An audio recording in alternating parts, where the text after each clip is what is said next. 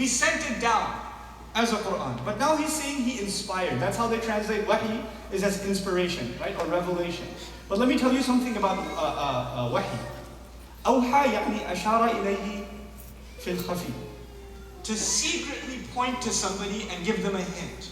A subtle hint. You know, like for example, you and your friend are sitting in a really boring party and you can't tell him, man, this is really boring. We need to get out of here, and your phone has already died, so you can't text it. So you go with your eyes, but not too much. You can't go, because it's too obvious. That would be wahi. Wahi means a very subtle hint. Very subtle hint. One of the dimensions of understanding the Quran is Allah gives very subtle hints. He teaches us things, you have to study it carefully, because when you study it carefully, there's some hints and clues in there that make you go, oh, I got you. That's what it makes you go. وَإِن كُنْتَ مِن قَبْلِهِ لَمِنَ الْغَافِلِينَ.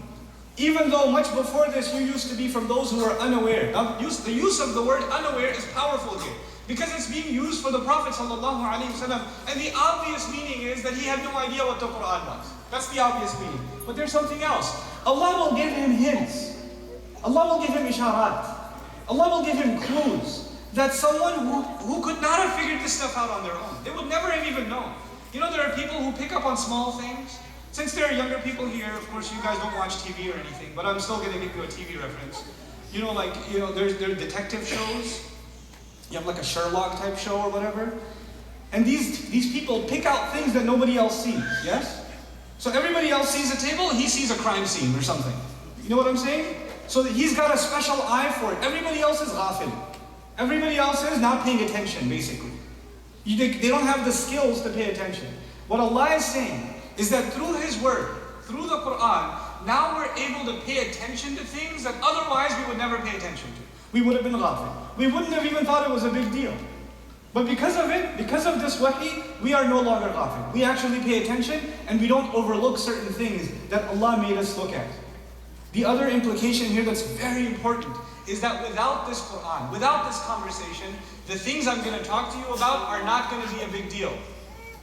Because without this, even the Prophet ﷺ would not have known, وَإِن كُنْتَ مِن قَبْلِهِ لَمِنَ الْغَافِلِينَ. Even he would not have picked up on certain things, sallallahu alayhi wasallam, had it not been for the Quran. So you and me are out of the question. If we don't have this discussion, even the Muslims, we're not going to be sensitive to certain things that we are supposed to be sensitive to. That is the point that's being made here. Now, Yusuf alayhi salam has a dream. Everybody knows what that dream is. I'm not going to dive too deep into that subject, but I will give you some things. He comes to his dad, and he starts telling him a dream.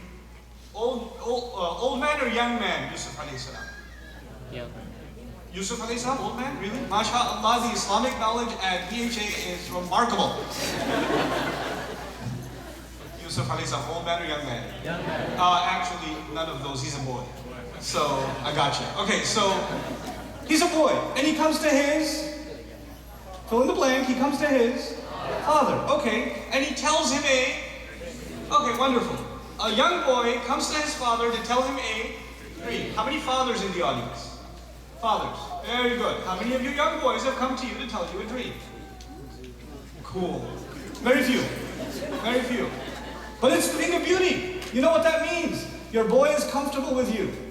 He likes to talk to you. He trusts you. He knows you're not going to yell at him or tell him you ate too many candies at night. That's why you saw that dream or something. There's a relationship between a father and a son that is so comfortable that this boy is able to go up to his dad and tell him even a dream.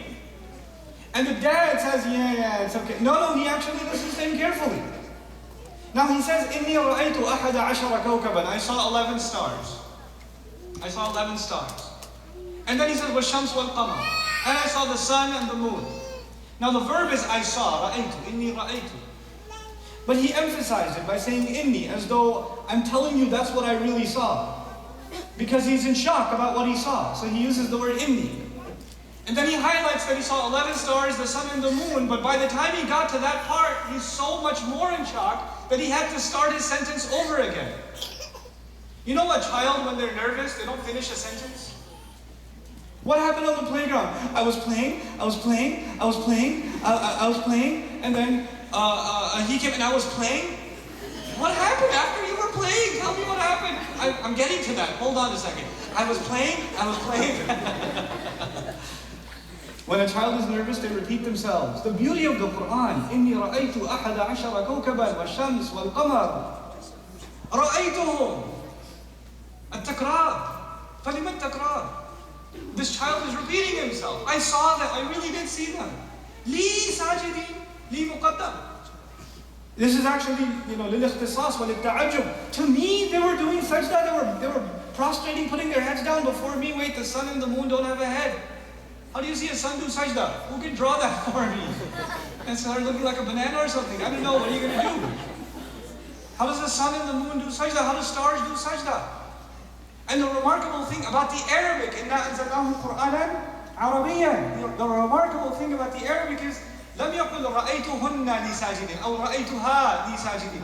قال رأيتهم لي ساجدين. الضمير المستعمل للعاقل لا لغير العاقل.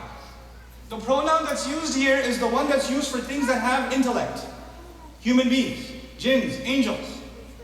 In other words, as he is talking, you can already tell that this boy knows it ain't really the sun, and it ain't really the moon, and it ain't really stars. It's actually people. And you can tell that from the Arabic of the ayah. But when you read the English translation, it says, I saw 11 stars, the sun and the moon, I saw them prostrating before thee. That's all it says, I saw them. But there's different words for them in Arabic. One of those words refers to people, one of those words refers to stuff. The sun and the moon and the stars are stuff, but he sees them as people. You know what that means? He's already figured it out. That's what bothers him. That's why he's bothered. And it makes total sense. And that's why the word sajideen, al-jam'a kadhalik, sajidina, is not used for creatures. It's not used for non-inanimate. It would have been sajida or sajidat. It's sajideen. Jam'a mu'annath salim. That's used for al-aqil, for the one that possesses intellect. So this boy's figured it out. He's really smart. He's figured out the dream. What does the dad say? وَكَذَلِكَ يَجْتَبِيكَ رَبُّكَ. He says, first of all, لَا تَقْصُصُ رُؤْيَاكَ عَلَى إِخْوَتِكَ. The dad's figured it out too. The dads, don't tell your brothers this dream. They're going to scheme against you. فَيَكِيدُ لَكَ كَيْدًا. Once he gives him that, and that's not our story today. We're not going to talk about temptation. This is all part of that. He says, that is how your master has chosen you. Allah has chosen you. You're a special boy. You've got some special intellect. You have something special in you that Allah has chosen you for. Now pay attention to the word يَجْتَبِيكَ. بدلا من أن يقول يصطفيك أو يختارك.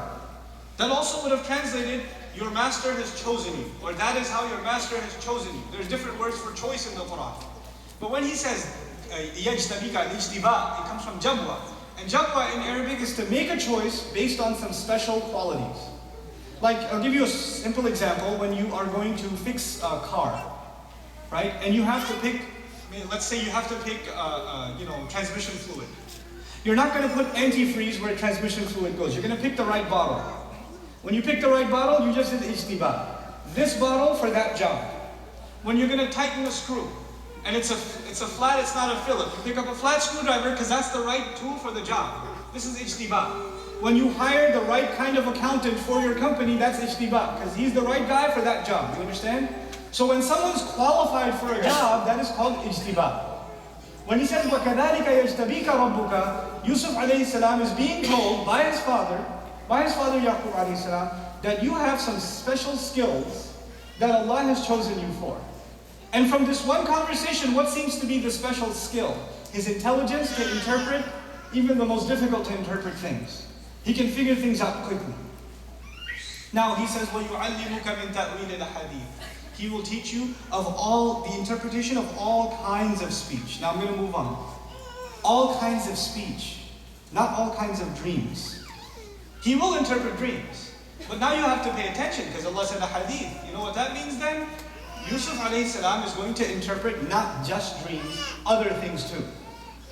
If it was just dreams, وَيُعَلِّمُكَ مِنْ تَأْوِيلِ الْأَحْلَامِ.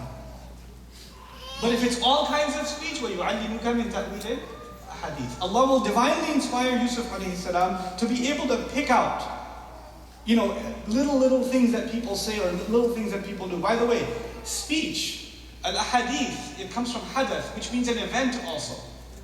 An event. An event that you talk about becomes hadith.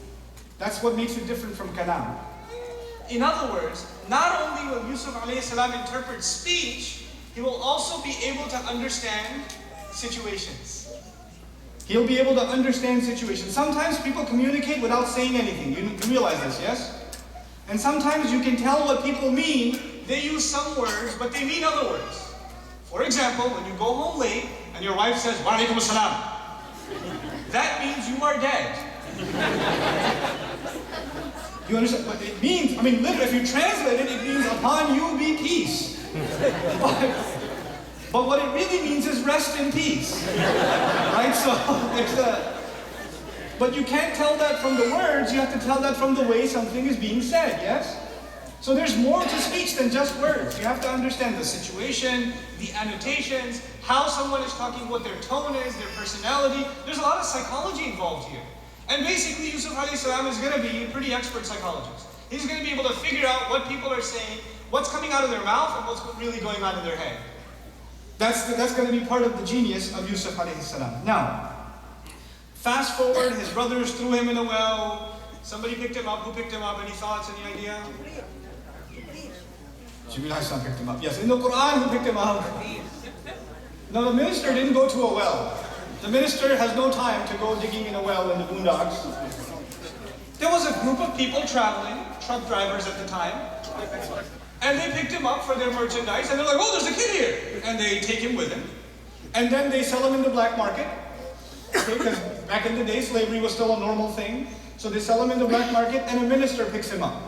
And the minister likes this kid, and he takes him home. And now that's seen. وَقَالَ الَّذِي اشْتَرَاهُ مِن مِصْرَ. And the one who bought him from Egypt, he says to his wife, لِمْرَأَتِهِ, to his wife, أَكْرِمِي مَثْوَاهُ. Now translation says, honor his residence. Literally says, honor his residence. So let's try to understand these words. First, let's talk about the word residence. It's not maskan, it's mathwa, which comes from thawa. It's used even for the Prophet sallallahu alaihi wasallam. وَمَا كُنْتَ ثَاوِيًا فِي أَهْلِ مَدْيَنَ. Thawa in Arabic means to live somewhere where you will live for many, many generations. Thawa means not just your home, but your home for many generations. The fact that he's using the word mathwa actually tells you that the man is so impressed with this boy, he wants him to stay here his lifetime, and hopefully even his family can settle here. Like, that's how impressed he is. You know, sometimes you hire someone and you hope that they're going to be a long-term hire. Right? And he's already sold that this kid is not an experiment. I'm not going through a phase, like we're going to try this kid out and then we'll see if we can sell him off or something. No. He wants him long-term. And that's already mentioned inside the word mathwa. Mathwa also suggests lineage, heritage. He can tell from brief conversation with this boy that he comes from a noble lineage. He can tell that he's a respectable child. He wasn't brought up on the streets or uncultured. And you know what? He's from a pretty noble lineage. He's the son of a prophet, Yaqub alayhi salam, grandson of a prophet, Ishaq alayhi salam, great-grandson of a prophet, Ibrahim alayhi salam. And he can tell, this man can tell from a little bit of conversation, this kid has noble blood. He's got noble lineage. Now he comes to his wife. He should have gone to the servants. He has other servants, yes? And we're going to learn there are other servants. You know, when they opened the door, there were other servants there? So there are other servants, so you should have just taken him to the service quarters and say, give him a room. But he went straight to the wife. And he said to her, not give him a room, honor his residence. Honor the place where he will stay long term. Now what does that mean? What does it mean when you tell a child, respect that space? Don't go there. Don't interrupt. Don't intervene. He knows that his wife is a bit, how do you put this? A bit nosy. And she's also a psycho. We'll learn that later. But she likes to, jump into people's business. So he says, listen, woman, I like this child. You're going to respect his space. You're going to respect his space. In other words, just stay away from him, okay? Just leave him alone. This kid's, I like him. He's for me. So he already knows that his wife is like a little, loopy. And first thing he takes some precaution. Akrimi mathwa. Take care of his, or honor his housing. Now when he says this to her, أكرمي مثواه عسى أن ينفعنا ونتخذه ولدا. Maybe he could benefit us, or we could take him as our own kid. Now, when you buy a slave, you don't think of adopting him as your own child. But it seems, because he can tell he's so noble and what a wonderful kid he is, and mashallah, a really cute one too, that he says maybe we could just keep him as our own. And he also doesn't believe, and this is interesting, some of us would say because he couldn't have a child with this wife or something like that. But also, it seems to be indicated that he doesn't want a child with this woman, because she's going to raise him the way she is. And now he's got this pre-packaged, custom-made boy who's pretty awesome, who's not going to be raised by her, right? And even she's being told, please don't influence him, respect his space. So he's like, maybe that's why we should adopt him, because this is pretty cool. By the way, you should know something about ancient cultures. They preferred adoption over even having one's own child. They preferred adoption. And let me tell you why. In some royal cultures, adoption was a big deal. Why? Because when you have a child, you don't decide their personality. It's not up to you. But when you adopt a child, you can look at their intelligence, their physical ability, etc., and you pick the one that you want to